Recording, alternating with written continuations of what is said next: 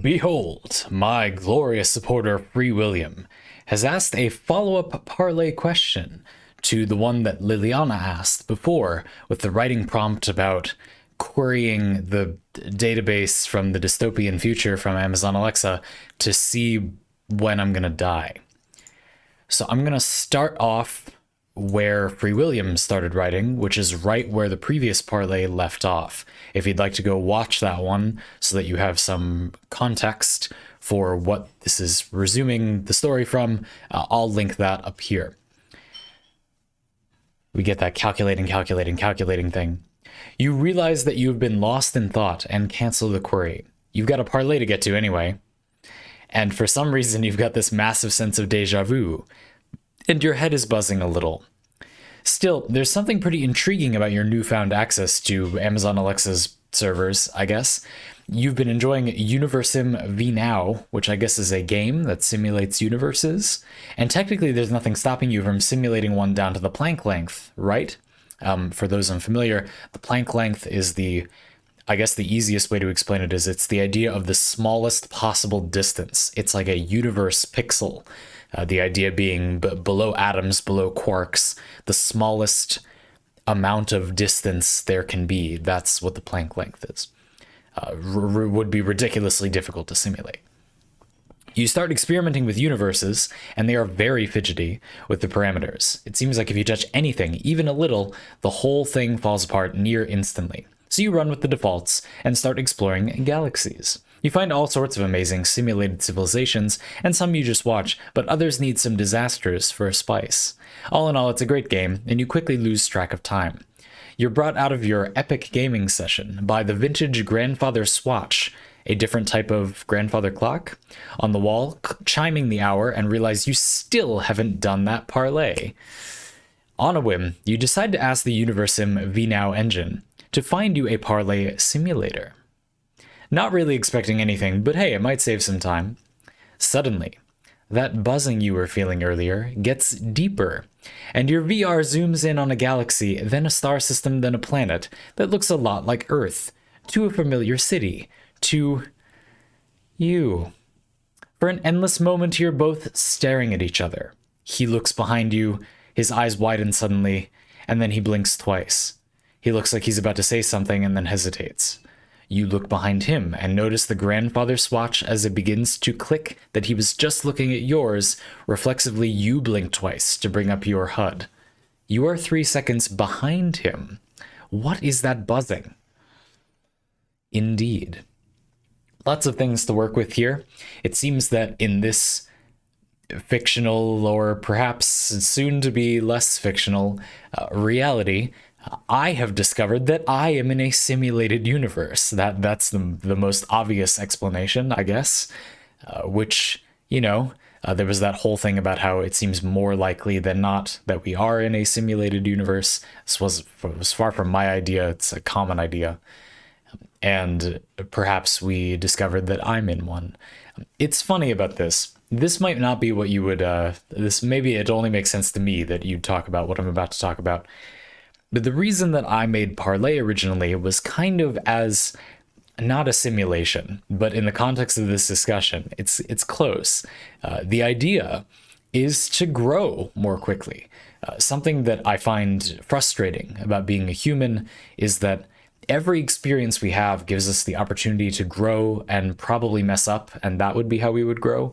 But a lot of the time, we're not given the chance to look back, to reflect, to take it as an opportunity to grow. Most of the time we just have to do the thing, A lot of the time you just have to get things done. And a lot of creative professionals are very familiar with the idea that, it's romanticized as you wait for inspiration to strike and this is my bathtub where I come up with ideas for stories. No, real creative professionals show up and get to work most days. You don't wait for inspiration to strike. If you wait, then it never comes, and your life goes by without you having made much. Now, people for whom this is not their job, it can be pretty interesting to see what you output when you get the opportunity to only make something when you're inspired. But I'm sure most of you listening to this, as most of you are not creative professionals, know you don't get inspired that often, right? Like, you like making creative things, you like creating things, but you don't make them a lot, you know? And that's fine. I'm just trying to say clearly that it's not adequate to only do it when you're inspired. So Parley was something that interested me. And as with all things that I do for my work, I try to think a lot about, is this something I really want to commit to doing consistently all the time? Is this something I want to be my life? Because that's what it's going to be. You know, when you run a business of your own, you need to keep it going. You know, you wake up and the wheels of progress for your business stop until you keep pushing them forward. That's what it means to run a business yourself. And this might not feel like that, but it totally is. All the more so with things like YouTube, which reward you for keeping the ball rolling, and not so much if you don't, right? Think about how many views I've lost, about how many thousands and tens of thousands of views, and how much, not to be cold, but money I could have had if I'd made the things I'm making now like a year ago instead, when YouTube was showing my videos to more people. Now, we'll probably get back there, sure. I'm not too worried about it, to be honest with you. But it is a shame. You know, it's a couple $100 I'm never going to see again, I suppose. Or maybe way more. We don't really know. It's the course of history is now changed. And there are lots of people that could have seen those things that didn't. But in any case, that's getting off track a little. The point to me is that I would not be that alarmed to find out that I was in a simulation, because I am already kind of trying to sort of find opportunities to refine what I have to say about stuff ahead of time. I'm hoping that people will ask questions about things that I will have wanted to think about my answer to, and then this is an elegant opportunity to think out loud and sort of learn as I go about that thing, right? This is a way to add those things to myself, to consume more different ideas that can make me a fuller person who's fully realized the things that they want to think about, or more fully, not fully, that's not possible, but more than I would have otherwise realized the things that I'm interested in by being invited to think about them. Having a job that makes me hopefully when I say better, I mean I've had more time to think about the things I like thinking about person. Better from a computational perspective, right? I don't know if it makes me a good person. It makes me perhaps a more well-thought person. And I'm a young person, so I am not a well-thought person. I can become one more quickly by doing this, sure. And so the idea that I would... in your little writing prompt, FreeWilliam, you write it as though I'm maybe a little concerned, or, you know, I would be surprised, I suppose, right? To find out that I was perhaps simulated, if that's the interpretation we're going to go with, right? If this happened to me, I would be surprised, but I don't think I would be upset, you know? I think that I would very quickly think to myself, you know, what does it mean for one of them to be the real one anyway? You know, who's to say? I would also think a lot about time dilation and going so fast you go backwards or whatever. There's kind of a weirdness with imagining a VR headset zooming you through the cosmos to somewhere else, right? Because you're bypassing the speed of light. Now, it's a simulation, so I guess you can do that, right? But that's what you've done. You're sort of in the universe that you're looking into.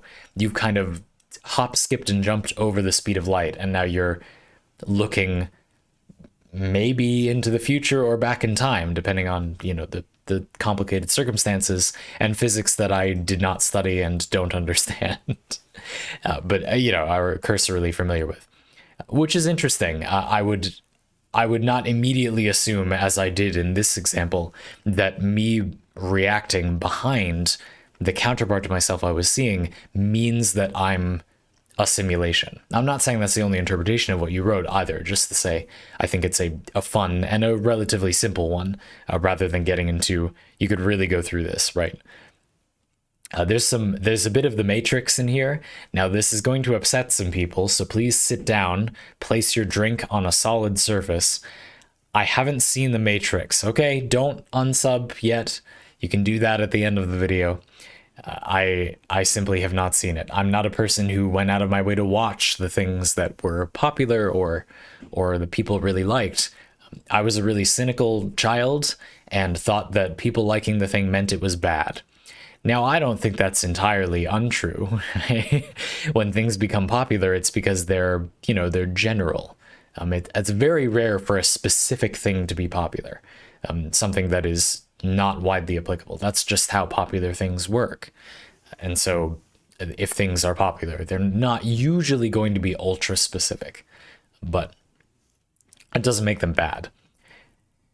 Yeah, and that's kind of where Parley comes from. I found it very interesting and in a kind of creepy meta way that you mentioned looking for some Parley simulation, because that's Parley kind of is a simulation. It's simulating getting to have these types of conversations with people and getting to figure out, what you think about stuff.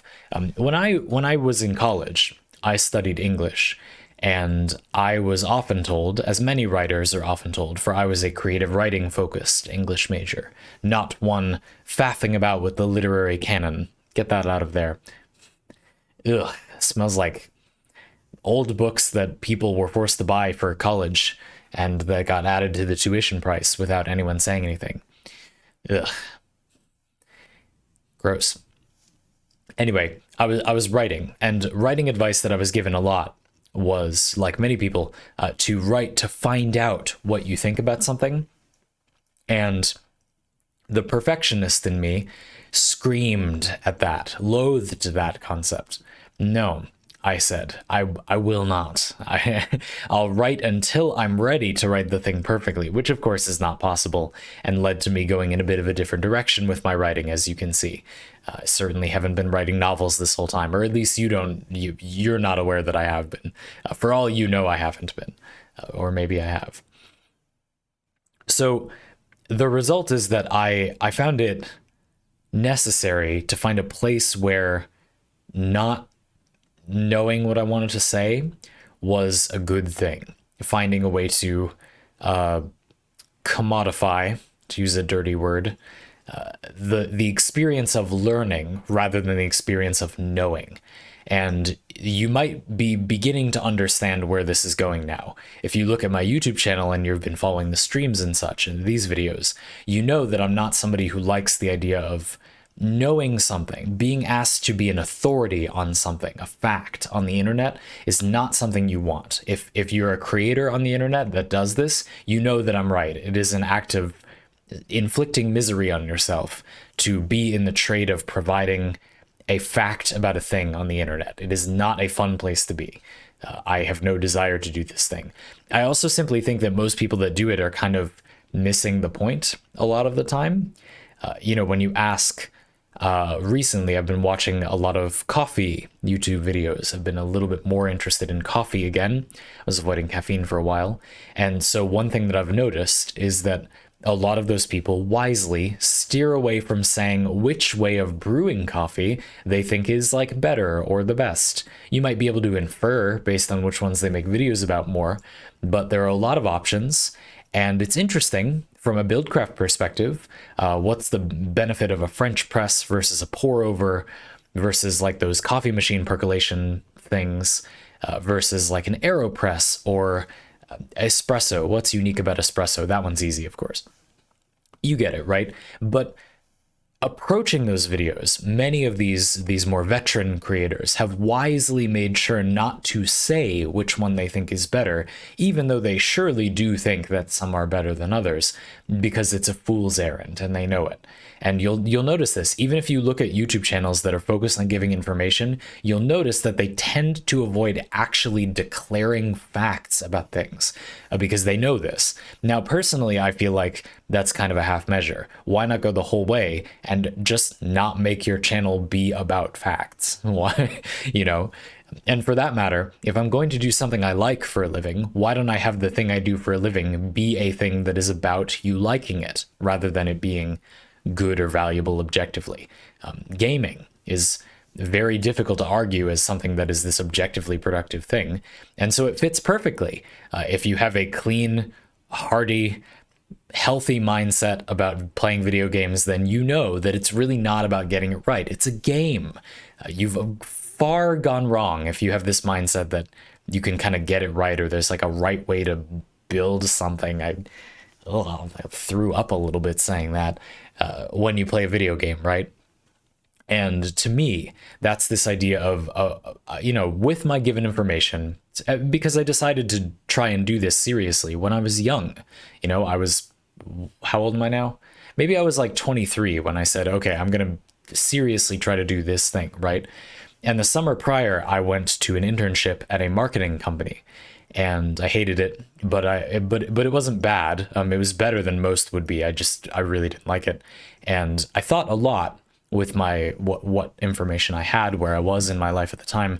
I thought a lot about, okay, with the information I have, how can I get myself away from this and do something that will make me as relatively happy as possible, not necessarily as quickly as possible, but I care about, really liking it and it not taking forever, so that I spend a lot of my life happy with what I'm doing, or feeling fulfilled. And I chose to do this. And it wasn't a perfect decision, but I think it was a good decision. You hear the hesitation in my voice there.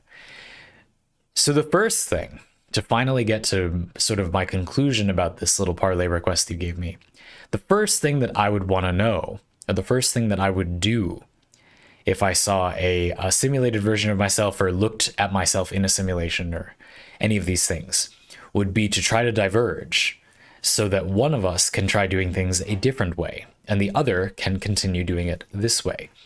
Because after all, running Parley this way and having another YouTube channel, the fun thing about having two YouTube channels, or Twitch as well, is that it's like you get to see what would have happened if you focused your resources elsewhere. Rather than doing this, you get to do this. And if you can keep them both up and running at the same time, which I've just barely been able to do this month for probably the first time in my entire career, you get this exciting experience where you get to feel, what if I did this for a living versus this for a living? Normally you don't get to know, right? But I want to know. I desperately want to know. And getting to find out, would I like talking about, even on a smaller level, would I like talking about these writing prompts for a living? Would I like talking about banana genetics for a living? That was a weird parlay that happened quite a while ago.